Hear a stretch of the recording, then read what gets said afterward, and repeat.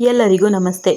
ನನ್ನ ಕಥೆ ನಿಮ್ಮ ಜೊತೆ ಇಂತಿ ನಿಮ್ಮ ತೀರ್ಥಶಿವು ಎನ್ನುವ ನನ್ನ ಯೂಟ್ಯೂಬ್ ಚಾನಲ್ಗೆ ನಿಮ್ಮೆಲ್ಲರಿಗೂ ಹೃತ್ಪೂರ್ವಕ ಸ್ವಾಗತ.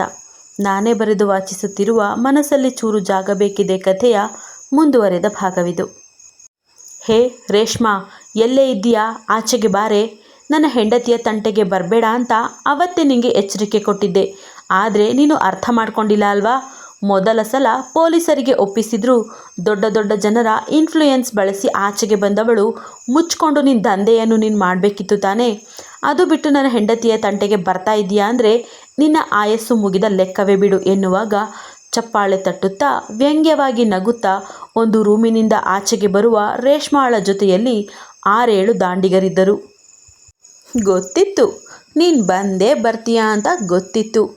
ಮೊದಲು ನಿನ್ನನ್ನು ಮಣ್ಣು ಮಾಡಿ ನಂತರ ಅವಳನ್ನು ವಿಚಾರಿಸಿಕೊಳ್ತೀನಿ ಎನ್ನುವ ರೇಷ್ಮಾ ತನ್ನ ಕಡೆಯವರಿಗೆ ಸನ್ನೆ ಮಾಡುತ್ತಾಳೆ. ಆದರೆ ಈ ಬಾರಿ ತಾನೂ ವ್ಯಂಗ್ಯವಾಗಿ ನಗುವ ರುಷ್, ನಿನ್ನ ಕಡೆಯ ಚೇಲಾಗಳನ್ನು ಮಣ್ಣು ಮುಕ್ಕಿಸೋದು ನನಗೆ ಚಿಟಿಕೆ ಹೊಡೆದಷ್ಟು ಸುಲಭದ ಕೆಲಸ. ಆದರೆ ನನಗೆ ಮೊದಲು ನನ್ನ ಹೆಂಡತಿಯನ್ನು ನೋಡಬೇಕು. ಸೊ ನಿನ್ನ ಕಡೆಯ ದಾಂಡಿಗರನ್ನು ನನ್ನ ಫ್ರೆಂಡ್ಸ್ ನೋಡಿಕೊಳ್ತಾರೆ ಎಂದು ಹಿಂದೆ ತಿರುಗುತ್ತಾನೆ. ಅವನ ಹಿಂದೆ ನಿಂತ ರೌಡಿಗಳನ್ನು ಕಂಡ ರೇಷ್ಮಾ ಮತ್ತವಳ ಕಡೆಯವರು ಉಗುಳು ನುಂಗಿದರೆ, ಬಾಡಿಗೆ ರೌಡಿಗಳು, ದುಡ್ಡು ಕೊಟ್ಟರೆ ಏನು ಬೇಕಾದರೂ ಮಾಡ್ತಾರೆ, ಯಾರನ್ನು ಬೇಕಾದರೂ ಮರ್ಡರ್ ಮಾಡ್ತಾರೆ. ಸೊ ಈಗ ಇವರೆಲ್ಲ ಸೇರಿ ನಿಮ್ಮೆಲ್ಲರ ತಿಥಿ ಮಾಡ್ತಾರೆ. ಅದಕ್ಕೂ ಮೊದಲು ನನ್ನ ಹೆಂಡತಿಯಲ್ಲಿ ಹೇಳು ಎನ್ನುವ ರುಷ್ ಹಿಂದೆ ಕೊಟ್ಟಿದ್ದ ಹೊಡೆತವನ್ನು ನೆನೆದ ರೇಷ್ಮಾ ಸೀದಾ ಮಹಡಿಯ ಮೇಲಿನ ರೂಮಿನ ಕಡೆ ಕೈ ತೋರಿ ಅಲ್ಲಿಂದ ಓಡಲು ನೋಡುವಾಗ ಅವಳನ್ನು ತಡೆದು ಮುಖದ ಮೇಲೆ ಬಾರಿಸುವ ರುಷ್ ತನ್ನ ಕಡೆಯ ರೌಡಿಗಳ ಕಡೆ ತಿರುಗಿ, ನಾನು ಬರೋ ಹೊತ್ತಿಗೆ ಇವರೆಲ್ಲರ ಕಥೆ ಮುಗ್ದಿರಬೇಕು, ಹೇಳಿದ್ದಕ್ಕಿಂತ ಹೆಚ್ಚಿನ ದುಡ್ಡು ಕೊಡ್ತೀನಿ ಎಂದರೆ, ನೀವು ಹೋಗಿ ಬನ್ನಿ ಬಾಸ್, ಇಂಥದ್ದೆಲ್ಲ ನಮಗೆ ಮಾಮೂಲು, ಇವರೆಲ್ಲರನ್ನು ಕೊಂದರೂ ನಮ್ಮನ್ನು ಕೇಳೋಕೆ ಯಾರೂ ಬರಲ್ಲ ಎನ್ನುತ್ತಾನೆ ರೌಡಿಗಳ ಮುಖಂಡ. ಋತ್ವಿ ಎಂದು ಜೋರಾಗಿ ಕರೆದು ಬಾಗಿಲು ತೆರೆದ ರುಷ್ ಮಂಡಿಯಲ್ಲಿ ತಲೆ ಹುದುಗಿಸಿ ಆ ರೂಮಿನ ಮೂಲೆಯಲ್ಲಿ ಕುಳಿತಿದ್ದ ಋತ್ವಿಯನ್ನು ಕಂಡು ದ್ರವಿಸುವ ಮುನ್ನವೇ ಅವಳ ಮೈ ಮೇಲೆಲ್ಲ ಬಿದ್ದಿದ್ದ ಬರೆಗಳನ್ನು ಕಂಡು ಕೋಪದಿಂದ ಕುದ್ದು ಹೋಗಿದ್ದ. ಅಷ್ಟರ ಮಟ್ಟಿಗೆ ಹೊಡೆದು ಹಣ್ಣು ಮಾಡಿದ್ದಳು ರೇಷ್ಮಾ ಎನ್ನುವ ರಾಕ್ಷಸಿ. ಆದರೆ ಅವನನ್ನು ನೋಡುವ ಋತ್ವಿ ಮಾತ್ರ ಯಾವೊಂದು ಭಾವವನ್ನು ತೋರಲಿಲ್ಲ. ಅವಳ ಕೈ ಹಿಡಿದೆಳೆದು ಎಬ್ಬಿಸಿ ಅವಳನ್ನು ಗಟ್ಟಿಯಾಗಿ ಅಪ್ಪಿದ ರುಷ್, ನಿನಗೇನೂ ಆಗಿಲ್ಲ ಅಲ್ವಾ? ಆ ರಾಕ್ಷಸಿ ತುಂಬ ಹೊಡೆದು ಬಿಟ್ಲಾ? ಅವಳಿಗೊಂದು ಗತಿ ಕಾಣಿಸಿ ಇಲ್ಲಿಂದ ಹೋಗೋಣ ನಾವು. ಇನ್ಯಾವತ್ತೂ ಇವಳು ನಿನ್ನ ತಂಟೆಗೆ ಬರಬಾರ್ದು, ಹಾಗೆ ವ್ಯವಸ್ಥೆ ಮಾಡಿದ್ದೀನಿ. ನಮ್ಮ ಕಾನೂನು ಸರಿ ಇಲ್ಲ ಕಣೆ, ಅದಕ್ಕೆ ಬೇರೆ ಮಾರ್ಗದಲ್ಲಿ ಇವರುಗಳನ್ನು ಮಟ್ಟ ಹಾಕಬೇಕು ಎಂದೆಲ್ಲ ರುಷ್ ಹೇಳುತ್ತಿದ್ದರೂ ಅವಳು ಮಾತ್ರ ಮೌನಿ. ಅಷ್ಟೇ ಅಲ್ಲ, ಋತ್ವಿಯ ಕಣ್ಣಿಂದ ಒಂದೇ ಒಂದು ಹನಿ ಜಾರುತ್ತಿಲ್ಲ. ಜೊತೆಗೆ ಅವಳು ಅವನನ್ನು ಅಪ್ಪಿಲ್ಲ, ಸುಮ್ಮನೆ ಗೊಂಬೆಯ ಹಾಗೆ ನಿಂತಿದ್ದಾಳಷ್ಟೆ. ಆಗ ಅವಳ ಮುಖವನ್ನು ಬೊಗಸೆಯಲ್ಲಿ ಹಿಡಿದ ರುಷ್, ತುಂಬ ಹೊಡೆದು ಬಿಟ್ಲಾ ಎನ್ನುತ್ತಾ ಋತ್ವಿಯ ಮೈಕೈ ಮುಟ್ಟಿ ನೋಡುತ್ತಾ ಅವಳ ಹೊಟ್ಟೆಯ ಬಳಿ ಸವರುವ ಹೊತ್ತಿಗೆ ಕೆಳಗಿನಿಂದ ರೇಷ್ಮಾಳ ಜೋರಾದ ಆರ್ತನಾದ ಕೇಳುತ್ತದೆ. ತಕ್ಷಣ ಅವಳ ಕೈ ಹಿಡಿದೆ ಕೆಳಗೆ ಓಡುತ್ತಾನೆ ರುಷ್. ರೇಷ್ಮಾ ಎನ್ನುವ ಹೆಣ್ಣು ಮಕ್ಕಳ ಮಾಂಸದಂಧೆ ನಡೆಸುತ್ತಿದ್ದ, ಅಂದರೆ ವೇಶ್ಯಾವಾಟಿಕೆ ದಂಧೆ ನಡೆಸುತ್ತಿದ್ದ ಕೆಟ್ಟ ಹುಳುವನ್ನು ಅದೇ ದಂಧೆಯಲ್ಲಿ ಬೆಂದು ನೊಂದು ನರಳುತ್ತಿದ್ದ ಕೆಲವು ಹೆಣ್ಣು ಮಕ್ಕಳೇ ಸೇರಿ ಕೊಂದಿದ್ದಾರೆ. ಸಾಯಿ ನೀನು, ಸಾಯಿ, ನಮಗೆಲ್ಲ ಎಷ್ಟು ಹಿಂಸೆ ಕೊಟ್ಟೆ ನೀನು. ಚಿಕ್ಕ ಚಿಕ್ಕ ಹೆಣ್ಮಕ್ಳನ್ನು ಕೂಡ ಬಿಡಲಿಲ್ಲ. ನಾವೇನು ಯಂತ್ರಗಳ? ಎಷ್ಟು ನರಕ ಕೊಟ್ಟೆ. ನಿನ್ನಂಥ ಕೆಟ್ಟ ಹುಳ ಬದುಕಿರಬಾರ್ದು ಎಂದೆಲ್ಲ ಬೈಯುತ್ತಾ ಈಗಾಗಲೇ ಸತ್ತಿರುವ ರೇಷ್ಮಾಳನ್ನು ಮತ್ತೆ ಮತ್ತೆ ಹೊಡೆಯುತ್ತಿದ್ದರು ಆ ದಂಧೆಯಲ್ಲಿ ನರಳಿದ ಹುಡುಗಿಯರು. ಅವಳನ್ನು ಮಾತ್ರವೇ ಅಲ್ಲ, ಆ ದಾಂಡಿಗರನ್ನು ಕೂಡ ಹಿಗ್ಗಾಮುಗ್ಗ ಥಳಿಸುತ್ತಿದ್ದಾರೆ. ಯಾವ ದಾಂಡಿಗರು ಗೊತ್ತಾಯ್ತಲ್ಲ? ವೇಶ್ಯಾವಾಟಿಕೆ ದಂಧೆಯಿಂದ ತಪ್ಪಿಸಿಕೊಳ್ಳಲು ನೋಡುತ್ತಿದ್ದ ಹುಡುಗಿಯರನ್ನು ಹೊಡೆದು ಬಡೆದು ಹಿಂಸಿಸಿ ಮತ್ತೆ ಅಲ್ಲಿಗೆ ತಂದು ಹಾಕುತ್ತಿದ್ದ ಮಹೇಂದ್ರನಂತಹ ದಾಂಡಿಗರು.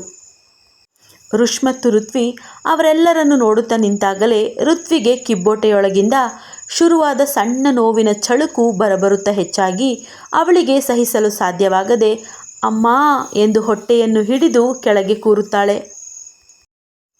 ಅವಳು ಆ ರೀತಿ ಕೂಗಿದಾಗ ಭಯ ಬಿದ್ದ ರುಷ್, ಲೇ ಇವಳೇ ಎಂದು ಋತ್ವಿಯನ್ನು ಆಧರಿಸಲು ಅಲ್ಲಿದ್ದವರಲ್ಲಿ ಒಬ್ಬಳು, ಅಣ್ಣ, ನಿಮ್ಮ ಹೆಂಡತಿಯನ್ನು ಮೊದಲು ಆಸ್ಪತ್ರೆಗೆ ಕರ್ಕೊಂಡು ಹೋಗಿ, ಇಲ್ಲಿಗೆ ಅವಳನ್ನು ಎಳೆದುಕೊಂಡು ಬಂದು ತುಂಬಾ ಹಿಂಸೆ ಕೊಟ್ಟಿದ್ದಾಳೆ ಈ ಮನೆಹಾಳು ರೇಷ್ಮಾ ಎಂದಾಗ ತಡ ಮಾಡದ ಋಷ್ ತನ್ನ ಹೆಂಡತಿ ಋತ್ವಿಯನ್ನು ತೋಳಿಗೆ ತೆಗೆದುಕೊಂಡರೆ ಋತ್ವಿಯ ಅಳು ಮಾತ್ರ ಜೋರಾಗಿತ್ತು. ಲೇ ಇವಳೆ, ಅಳ್ಬೇಡ ಕಣೆ, ನೀನು ಹೀಗೆಲ್ಲ ಅತ್ರೆ ನನಗೆ ಭಯ ಆಗುತ್ತೆ. ಮತ್ತು ಈ ಟೈಮ್ನಲ್ಲಿ ನೀನು ಅತ್ತು ಕರೆದು ಸ್ಟ್ರೆಸ್ ತೆಗೆಸಿಕೊಳ್ಬಾರ್ದು. ನಮ್ಮ ಪಾಪುಗೆ ತೊಂದರೆ ಆಗುತ್ತೆ ಕಣೆ, ಪ್ಲೀಸ್ ಅಳ್ಬೇಡ ಎಂದು ಸಮಾಧಾನ ಮಾಡುತ್ತಾ ಹತ್ತಿರದಲ್ಲೇ ಸಿಕ್ಕ ಆಸ್ಪತ್ರೆಗೆ ಕರೆದುಕೊಂಡು ಹೋಗುತ್ತಾನೆ ಋಷ್. ಕಾರ್ ನಿಲ್ಲಿಸಿ ಅವಳನ್ನು ಮತ್ತೆ ತನ್ನ ತೋಳಿಗೆ ತೆಗೆದುಕೊಂಡ ಋಷ್ಗೆ ಅವಳ ಬಿಳಿ ಬಣ್ಣದ ಸೀರೆ ಕೆಂಬಣ್ಣಕ್ಕೆ ತಿರುಗಿದ್ದನ್ನು ಕಂಡು ಜೀವವೇ ಬಾಯಿಗೆ ಬಂದಂತಾಗಿ ಹೆದರುತ್ತಾ, ಲೇ ಇವಳೇ, ಇದೇನೇ ಪಾಪುಗೆ ಏನಾಗಿಲ್ಲ ತಾನೇ, ಏನೂ ಆಗಲ್ಲ ಎಂದೆಲ್ಲ ಹೇಳುತ್ತಾ ಆಸ್ಪತ್ರೆಗೂ ಅಡ್ಮಿಟ್ ಮಾಡುತ್ತಾನೆ. ಅವಳಿಗೆ ವಾರ್ಡ್ನೊಳಗೆ ಚಿಕಿತ್ಸೆ ಕೊಡ್ತಾ ಇದ್ದರೆ ಇವನು ಹೊರಗಡೆ, ದೇವ್ರೇ, ಋತ್ವಿಗೂ ಪಾಪುಗೂ ಏನೂ ಆಗದಿರಲಿ, ಆ ಮಗು ಅವಳ ಹೊಟ್ಟೆಯಲ್ಲಿ ಇದೆ ಅಂದಮೇಲೆ ಅದು ನನಗೆ ಸೇರಿದ್ದು. ಆ ಎಳೆಯ ಜೀವಕ್ಕೆ ಯಾವ ತೊಂದರೆಯನ್ನು ಕೊಡಬೇಡ.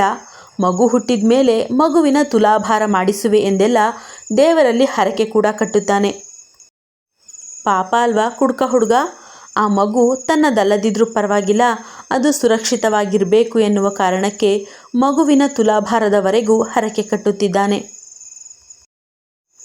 ಅರ್ಧ ಗಂಟೆಯ ನಂತರ ಆಚೆಗೆ ಬಂದ ಡಾಕ್ಟರ್, ಅವರಿಗೆ ಗರ್ಭಪಾತವಾಗಿದೆ, ಭ್ರೂಣದ ಅಂಶ ಹೊಟ್ಟೆಯಲ್ಲಿ ಉಳಿಯದ ಹಾಗೆ ಚಿಕಿತ್ಸೆ ಕೊಡಬೇಕು, ಅದಕ್ಕೆ ನಿಮ್ಮ ಒಪ್ಪಿಗೆ ಬೇಕು ಎಂದು ಋಷ್ಗೊಂದು ಫಾರಂ ಕೊಡುತ್ತಾರೆ. ಅವರ ಮಾತನ್ನು ಕೇಳಿ ಸಿಡಿಲೆರಗಿದ ಹಾಗಾಗಿತ್ತು ಅವನಿಗೆ. ಜಾರುವ ಕಂಬನಿಯನ್ನು ಜಾರಲು ಬಿಟ್ಟು ಅವಳನ್ನು ನೋಡಲು ಒಳಗೆ ಹೋದವನು ಋತ್ವಿ ಎಂದು ಕರೆದರೆ ಅವನತ್ತ ನೋಡದೆ ಅದೇ ನಿರ್ಭಾವುಕ ಭಾವದಲ್ಲಿಯೇ ಮಲಗಿದ್ದಾಳೆ ಋತ್ವಿ. ಲೇ ಇವಳೇ, ಲೇ ಋತ್ವಿ ಎಂದು ಋಷ್ ವೇದನೆಯಿಂದ ಕರೆಯುವಾಗ ಒಳಬಂದ ಡಾಕ್ಟರ್, ಮಗುವನ್ನು ಕಳೆದುಕೊಂಡ ಆಘಾತ ಅವರಿಗೆ ಹೆಚ್ಚಿನ ನೋವು ಕೊಟ್ಟಿದೆ, ಸ್ವಲ್ಪ ಹೊತ್ತು ರೆಸ್ಟ್ ಮಾಡಲು ಬಿಡಿ ಸರ್, ಹಾಗೆ ಅವರ ಹೊಟ್ಟೆಯನ್ನು ಕ್ಲೀನ್ ಮಾಡಬೇಕು ಎಂದಾಗ ಡಾಕ್ಟರ್ ಮಾತಿಗೆ ಸುಮ್ಮನೆ ತಲೆಯಾಡಿಸಿದ ಋಷ್ ಅವರು ತೋರಿದತ್ತ ಸೈನ್ ಹಾಕಿ ಆಚೆಗೆ ಹೋಗಿ ಕೂರುತ್ತಾನೆ. ಅವನು ಅಲ್ಲಿ ಬಿಕ್ಕಳಿಸಿ ಬಿಕ್ಕಳಿಸಿ ಅಳುತ್ತಿದ್ದರೆ ಇಲ್ಲಿ ಬಿಕ್ಕಳಿಸಿ ಬಿಕ್ಕಳಿಸಿ ಅಳುವ ಋತ್ವಿ, ನನ್ನ ಮಗು ಕೂಡ ನನ್ನ ಹಾಗೆಯೇ ದರಿದ್ರ ನತದೃಷ್ಟ ಅಲ್ಲ, ಅದಕ್ಕೆ ಈ ಭೂಮಿ ಎನ್ನುವ ನರಕಕ್ಕೆ ಬರುವ ಮೊದಲೇ ಹೊರಟು ಹೋಯಿತು.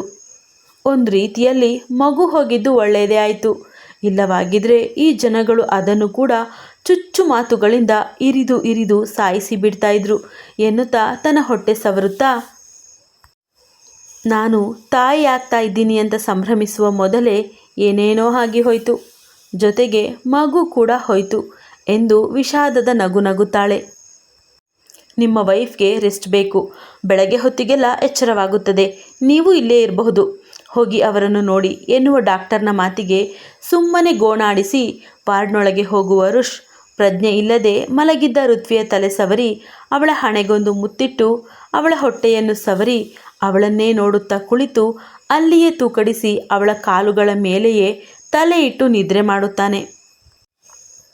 ನಿದ್ರೆ ತೊರೆದು ಎಚ್ಚರವಾದ ಋಷ್ಗೆ ಋತ್ವಿ ಕಾಣದೆ ಹೋದಾಗ ಗಾಬರಿಯಾಗಿತ್ತು. ಋತ್ವಿ, ಎಲ್ಲಿದ್ದೀಯಾ, ಎಲ್ಲಿಗೆ ಹೋದೆ ಎಂದೆಲ್ಲ ಕಿರುಚಿ ಪೂರ್ತಿ ಆಸ್ಪತ್ರೆಯನ್ನು ಜಾಲಾಡಿ ಕೊನೆಗೆ CCTV ನೋಡಲು ಯಾರದ್ದೋ ಚೂಡಿದಾರ್ ಧರಿಸಿದ್ದ ಋತ್ವಿ ಹಾಸ್ಪಿಟಲ್ನಿಂದ ಆಚೆಗೆ ಹೋಗಿದ್ದು ಕಾಣುತ್ತದೆ. ಸಮಯ ನೋಡಲು ಬೆಳಗಿನ ಜಾವಕ್ಕೂ ಮೊದಲೇ ಆಸ್ಪತ್ರೆಯನ್ನು ತೊರೆದು ಹೋಗಿದ್ದಾಳೆ. ಹಾಗಾದರೆ ಅವಳು ಇಲ್ಲಿಂದ ಹೋಗಿ 2-3 ಗಂಟೆಗಳೇ ಕಳೆದು ಹೋಗಿವೆ. ಎಲ್ಲಿಗೆ ಹೋದ್ಲೋ? ಅಯ್ಯೋ ಋತ್ವಿ, ಯಾಕೆ ಹೀಗೆಲ್ಲ ಮಾಡ್ತೀಯ ನೀನು? ಈಗ ನಿನ್ನನ್ನು ಎಲ್ಲಿ ಅಂತ ನಾನು ಹುಡುಕ್ಲಿ? ಈ ಸ್ಥಿತಿಯಲ್ಲಿ ಎಲ್ಲಿಗೆ ಹೋದೆ ನೀನು? ಮೊದಲೇ ವೀಕ್ ಇದ್ದೆ, ಅಬಾರ್ಷನ್ ಬೇರೆ ಆಗಿದೆ, ನಿಂಗೆ ರೆಸ್ಟ್ ಬೇಕು ಅಂತ ಡಾಕ್ಟರ್ ಹೇಳಿದರು ಎನ್ನುತ್ತಾ ಋಷ್ ತಲೆಯ ಮೇಲೆ ಕೈ ಹೊತ್ತು ಕುಳಿತರೆ, ಸರ್, ಇದು ನಿಮ್ಮ ವೈಫ್ ದಿಂಬಿನ ಕೆಳಗೆ ಇಟ್ಟು ಹೋಗಿದ್ರು ಎನ್ನುತ್ತಾ ಅವಳು ಬರೆದಿಟ್ಟು ಹೋಗಿದ್ದ ಲೆಟರ್ನ ತಂದು ಋಷ್ ಕೈಗೆ ಕೊಡುತ್ತಾರೆ ನರ್ಸ್. ಆ ಲೆಟರನ್ನು ಬಿಡಿಸಿ ನೋಡಿದ ಋಷ್ಗೆ ಕಂಡಿದ್ದು, ಗುಡ್ ಬೈ ಮಿಸ್ಟರ್ ಋಷಂಕ್ ಚಟರ್ಜಿ ಅವರೇ, ಈ ವೇಶ್ಯೆಗೆ, ಈ ಸೂಳೆಗೆ ಇದುವರೆಗೂ ಬಹಳ ಉಪಕಾರ ಮಾಡಿದ್ದೀರಾ, ಅದಕ್ಕೆಲ್ಲ ನನ್ನ ಕಡೆಯಿಂದ ಹೃತ್ಪೂರ್ವಕ ಧನ್ಯವಾದಗಳು. ಇಂತಿ ಆವ್ಯ ಪುರುಷೋತ್ತಮ್ ಎನ್ನುವ ವೇಶ್ಯೆ ಎನ್ನುವ 4 ಸಾಲುಗಳ ಋತ್ವಿಯ ಅಕ್ಷರಗಳು ಮಾತ್ರವೇ. ಅಂದರೆ ಋತ್ವಿ ಅವನನ್ನು ಬಿಟ್ಟು ಹೋಗಿದ್ದಾಳೆ.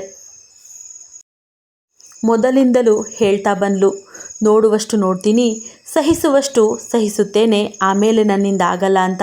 ಈ ಬಾರಿಯೂ ಅದೇ ರೀತಿ ನೋಡುವಷ್ಟು ನೋಡಿ, ಸಹಿಸುವಷ್ಟು ಸಹಿಸಿ, ಸಾಕಪ್ಪ ಸಾಕು, ನಿಮ್ಯಾರ ಸಹವಾಸವು ನನಗೆ ಬೇಡ ಅಂತ ಎಲ್ಲವನ್ನು ತೊರೆದು ಹೊರಟಿದ್ದಾಳೆ ಹುಡುಗಿ. ಯಾವ ಪದಗಳಿಂದ ಅವಳನ್ನು ನೋವು ಮಾಡಿದ್ರೋ, ಅವಳ ಎದೆಗೆ ಮಾತಲ್ಲೇ ಇರಿದರೋ ಅದೇ ಮಾತುಗಳ ಮೂಲಕ ಗುಡ್ ಬೈ ಹೇಳಿದ್ದಾಳೆ. ಮುಂದಿನ ಸಂಚಿಕೆಯಲ್ಲಿ ಸಿಗೋಣ. ಅಲ್ಲಿಯವರೆಗೂ ಟೇಕ್ ಕೇರ್. ಬಾಯ್ ಬಾಯ್.